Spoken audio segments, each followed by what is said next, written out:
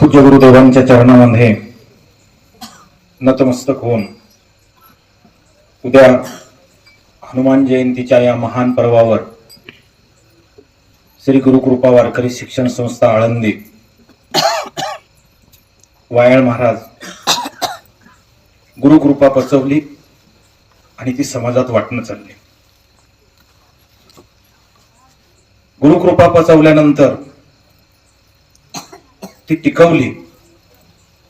टिकवल्यानंतर हे जे रोपटे लहान लहान लावणं लावले, हा एक कुठेतरी जोग महाराज संस्थेत पुंडलिक म्हणून 2012ला कीर्तन करत होता. त्या दिवशी ऐकलं बाबाजीच्या मुखातून ते पुंडलिक जोग महाराज संस्थेत लागला.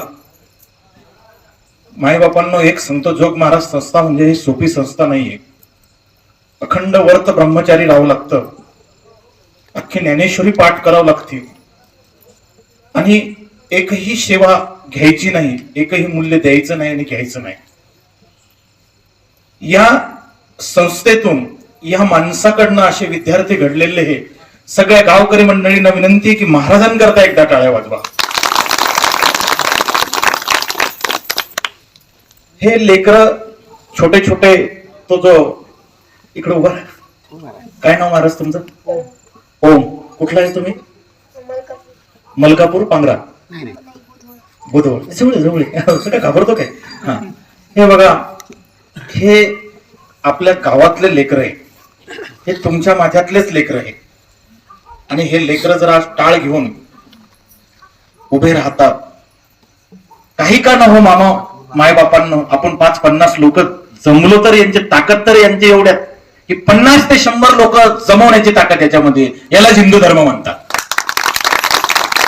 हा, कदम अपना आगे बढ़ाता चला जा, युवा वीर है तू दंदनाता चला जा, तेरे मार्ग में विघ्न काटे खडे हो, उसकर कुचल कर तू आगे निकलता चला जा. हे कुठेही टाकले, भारत देशाच्या कोणत्याही कान्याकोपऱ्यात टाकले तरी हे लेकर आज ना उद्या निखरणारे बाबा, आणि संसारातही पाठवले तर संसार चांगलाच करतील.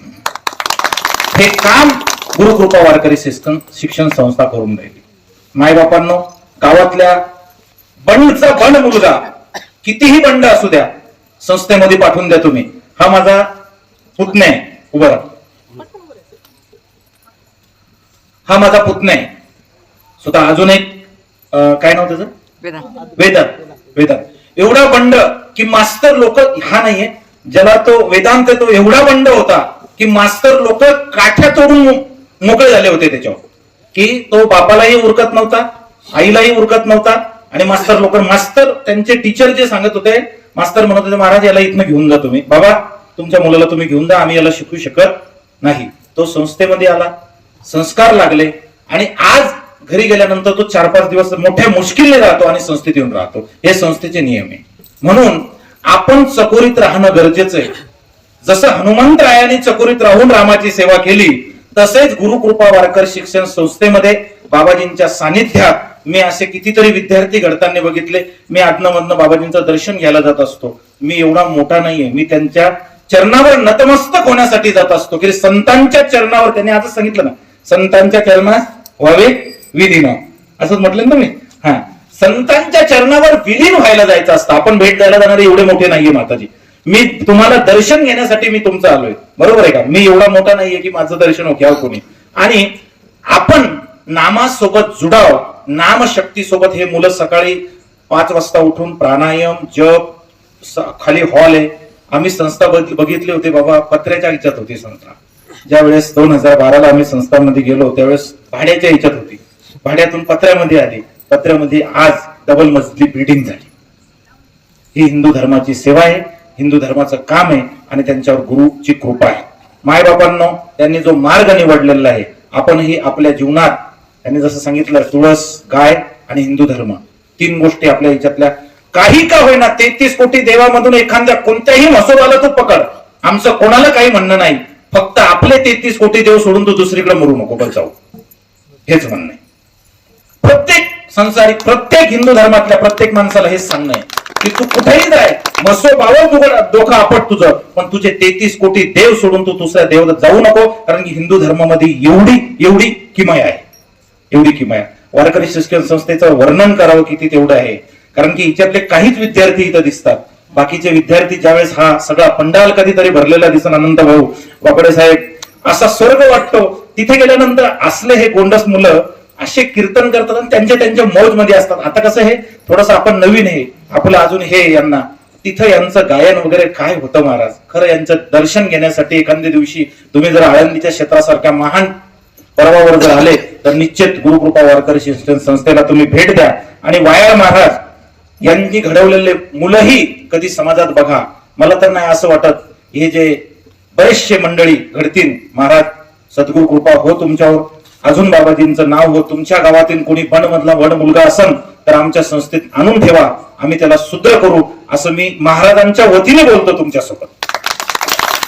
कारण की आमच्या या मुलाला जर महाराज वळण लावू शकतात, हा माझा पुतण्या आहे, याला जर वळण लावू शकता, हा आई वडिलांसोबत राहत नव्हता. आणि माय बापांना तुम्हाला एक सांगतो, अजून मी माझा सक्का भाऊ असून पण माईकवर बोलतो, माझ्या या लेकराच्या पायाने त्याच्या बापाने दारू सोडली. की माझा मुलगा सकाळ हा याचे वडील संध्याकाळी दुपारी ड्रिंक करायचे, पण माझा मुलगा एक वारकरी शिक्षण संस्थेमध्ये गेला आणि तो जर उद्या टाळ आणि मृत्यूम घालेन आणि मी जर दारू पिऊन आलो तर माझ्या मुलाला काय वाटेल.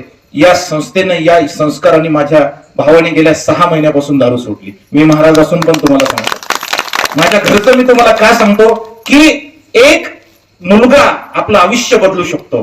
हे असं जीवनात घडतंय. आणि आपल्या मुलावर संस्कार टाकण्यासाठी आपण निश्चितच, माझाही मुलगा आहे तो मोबाईल शिवाय राहू शकत नाही. कारण की सुख सुविधा भरपूर असल्यामुळं.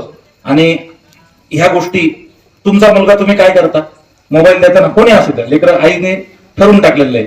तसं आमच्या मुलावर पण, या मुलांना मोबाईल ही फार वस्तूच माहित नाही. टीव्ही यांना कधीतरी भेटती. यांचं शेड्यूल एवढं पॅक असतं सकाळपासून, जसं तुमचं शेड्यूल पेरणीत पॅक असतं ना. पेरणीत जर तुम्हाला मयत झाली कोणाची, आपण जातो का, आता ट्रॅक्टरचा जमाना आला म्हणून चालत झालं, पण पहिले जात होतो का आपण कुठं, तसं यांचं सकाळी 5:30 वाजेपासून हे लेकर पॅक असतं. यांना वेळच नाहीये बाबा, वेळ नाहीये. आणि वेळ नसल्यामुळे हे काहीच करू शकत नाही. यांना संध्याकाळी आता बघा 10-15 मिनिटात हे लगेच गुडूप होऊन जाते, उद्या सकाळी परत उठते साधनेला. हा झालेली सेवा सद्गुरुदेवांच्या चरणात अर्पण करून उद्या यांचं बाबाजींचं वारकरी शिक्षण संस्थेचं कीर्तन गोरक्षधामला आहे. आमच्या गोरक्षधामला या साधू मंडळीचे, या संतांचे, सुभद्रा मातेचं तर खूप खूप उपकार आहे गोरक्षधामवर. माता कधीही उठतात आणि गोरक्षधामला पाय लावण्यासाठी येतात. बघा अखंड आयुष्य ब्रह्मचारी राहून जर ती धामला येत असेल तर आपल्या धामचं भाग्य आहे बाबा. बरोबर आहे. हा आपलं धामचं भाग्य आहे. प्रत्येक साधू संत, या पंचक्रोशीतले भरपूर संत आमच्या गोरक्षधामला आले. आणि उद्या वाह्याळ महाराज शिक्षण संस्था, श्री वारकरी शिक्षण संस्था आळंदी यांचेही सगळ्यांचे चरण आमच्या धामला लागणार आहे. आमच्या धामचं भाग्य एवढं आहे की संत, साधू संत त्या धामला येतात. निश्चितच बाबा आम्ही तुमच्यासारखे कोणी ना कोणी तयारच करू. काही काय गोरक्षनाथ भगवान की जय. अवधूत चिंतन श्री गुरुदेव दत्त दत्त दत्त. ज्यांना वेळ भेटला त्यांनी निश्चित या. तुमच्या गावामध्येही काही संस्थेतले मुलं पाठवायचे असेल तर निश्चित पाठवा. बंड मुलं पाठवा. कारण की महाराज हा चांगलेही चालते बरं का, असं काही नाहीये. हा आणि भाडं याचं काही जास्त नाहीये. त्यांचे काही टप्प्याने ठरलेले असतात पैसे, शाळेचे पैसे, आणि ते सगळे पाठवा. बाबांनो, आपल्यातून एखादा जर कीर्तनकार आपल्या गावातून झाला तर खरंच आपण एक PSI झाला, एक SP झाला, एक DSP झाला, तसा एक धर्मामधून बाकी कुर्तमधून एखादा कीर्तनकार तर तयार करा चांगला टॉपचा. बरोबर आहे का. आता हे जे आई माझं हे म्हटलं, हे कुठं जाईन बघा नाही. गळा किती सुंदर आहे त्याचा. हा तसं आपल्यातून पण पाठवा. आणि महाराज काही लांबचे नाहीये, महाराज इथलेच आहेत. कुठले, चिंचखेड. त्यांच्या आजोबाच्या आजोबा पुंडलिक महाराज ना. हा पुंडलिक महाराज यांचे आजोबा पुंडलिक महाराज पंचक्रोशीत प्रसिद्ध आहे. म्हणून मायबापांनो, आपल्या गावातून एखादे 2 मुलं बाबाजींना द्या. आणि द्या म्हणजे तुम्ही दिले नाही दिले तरी त्यांचं सगळं चालणारच आहे. एवढ्या याच्यात होऊन जातं, काही प्रॉब्लेम नाही. तुम्हाला पाठवा तिथं पाठवा, पण पाठवा असं म्हणून नाही सगळ्यांचं. अवधूत चिंतन श्री गुरुदेव दत्त दत्त दत्त. ठीक आहे.